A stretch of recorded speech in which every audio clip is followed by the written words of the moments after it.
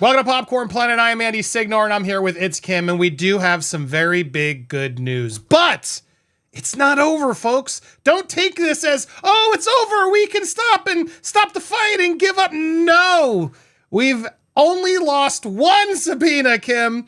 While we did get good news, my lawyers stepped it up, put together a fantastic motion to quash. Shout out to my amazing lawyers, Jack and David, who stepped up and got it in time. And then, yes, the word came in that Blake has now removed us, Popcorn Planet, from the Google subpoena. Now, here's what I say, though. This is obviously not the end of the battle. We still have our own my personal subpoena that's still here on my desk that we still have to fight. That's the big one. That's one that's required a lot more energy, time, and will. So we still need your support. It's ongoing. It's not over. The battle's not over. But this is a win to an extent that I want to celebrate and point out. And I want to get thoughts, Kim, and I want to talk about this because as other people are out there, and I want this proving this was an intimidation move, 100%. I talked to Nate today. I'm trying to get Nate in if he has time. I don't know if he will, Nate the lawyer. But Kim, it's like anybody who filed a motion seemingly had it just tossed. She got scared and threatened by any single motion that came out. No disrespect to all the lawyers and the creators who put amazing work out there. I suspect they just got terrified of, oh, wait, they weren't supposed to do anything. They weren't supposed to fight back at all. And now all these motions to quash that are filling up the docket, one, make the docket look like a mess, but two, reveal a lot of stuff that we don't really need the judge to read about or have thought in his mind. And I feel like anybody who challenged, they immediately cowered and were like, yeah, no, we're good. You can take that away. Never mind, judge. And when I see that, I'm just like, how did you allow it to happen in the first place? Why would you have wasted so much time and energy of all these creators other than to intimidate, annoy us, potentially maybe get some data that you didn't think we would find out about because you lied to me on the phone, to my lawyer, you lied to us? It is so shady, Kim. I'm curious because we're going to talk about this at the start of the show and throughout the show, but I want to start and lead here. What do you think happened here? And have you noticed, it's not just me. A shout out also to a few other creators here that are mentioned that got, including Pop Diaries that I know were very stressed. I'm happy to hear it. But why do you think anybody who put together a legal and correct quash immediately got their things pulled?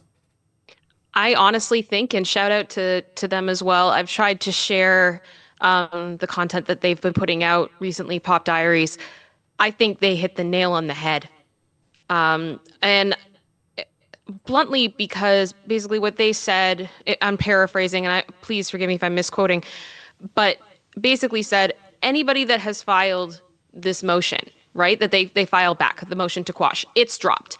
And then there's a comment on, the legal document about it from Blake's team saying that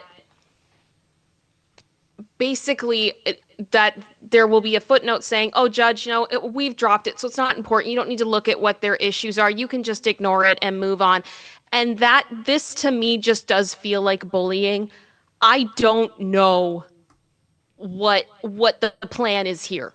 I don't understand. I don't get it, other than it just feels like a chilling expedition, a fishing expedition, and I'm not happy about it. I'm not happy about it at all.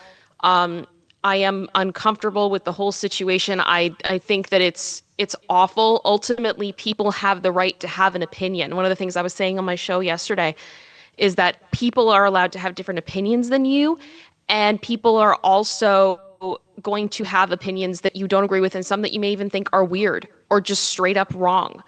That's a fact of life. That's a fact of the internet.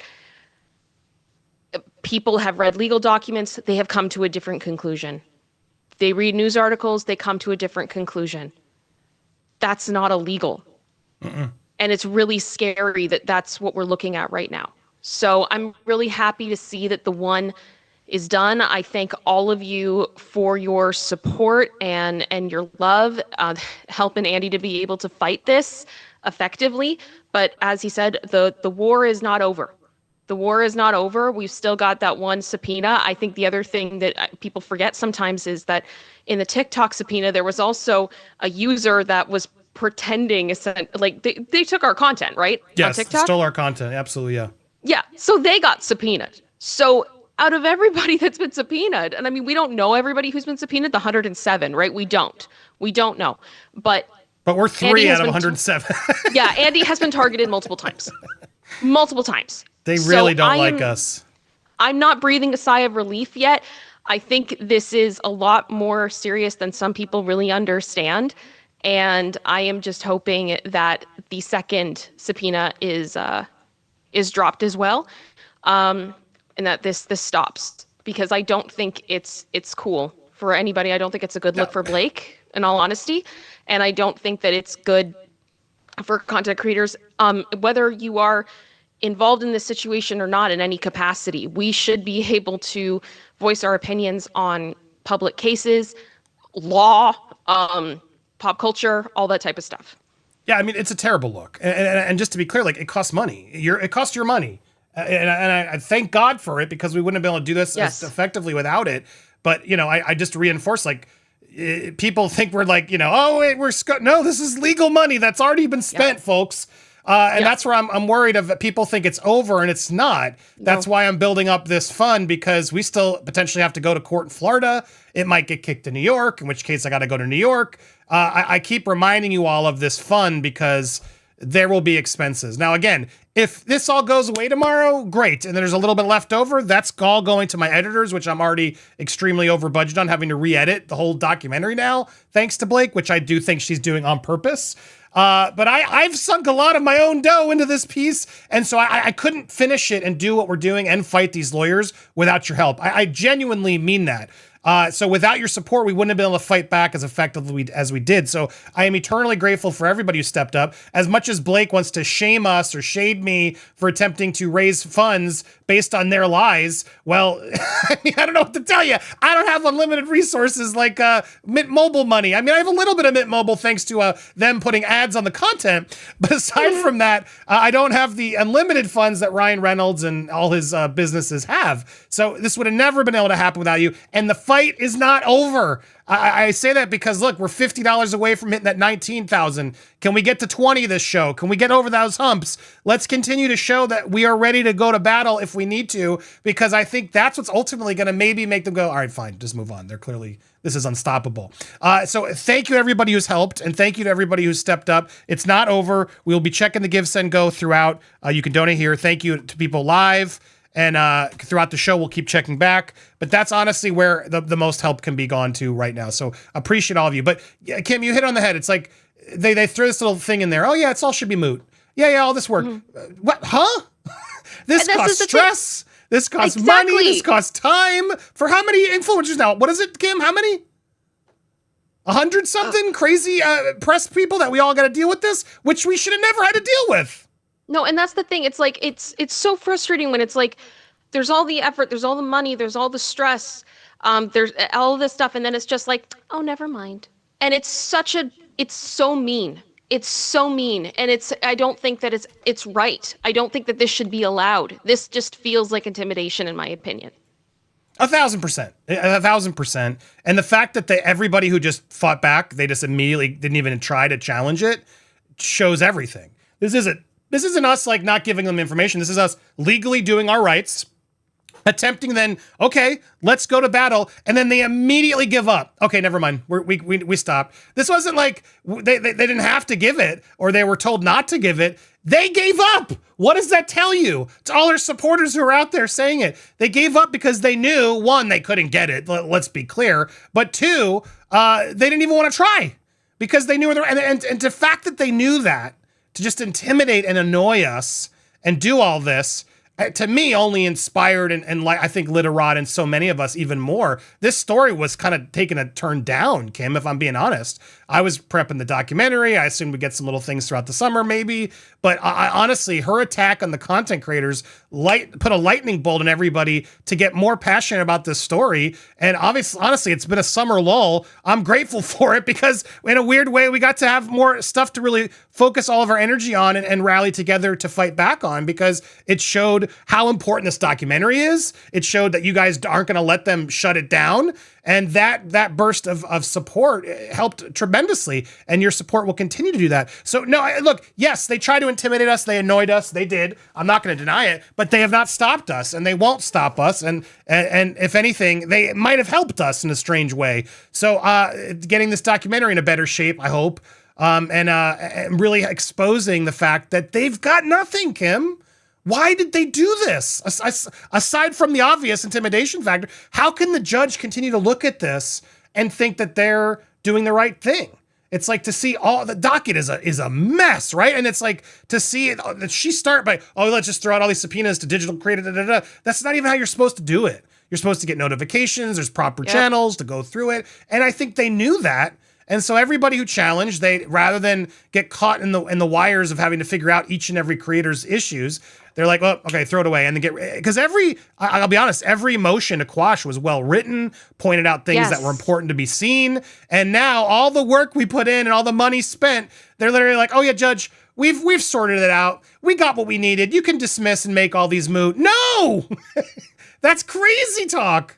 But that's just how this sadly goes, and it does feel like they wanted to do it. But why is pissing off content creators, you think, a smart way? I do wonder, was this all just to make more billable hours? Like, I've really come to the point where Blake's lawyers kind of are like, yeah, Blake, we'll go after them. Sure. Okay, put a blanket thing out. Great, let's see who responds.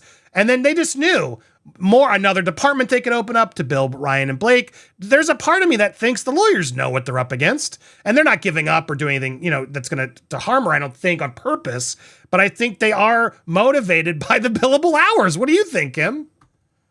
I have no idea at this point. I feel like this is... I thought it was out of control when we thought it was, 43? Yeah.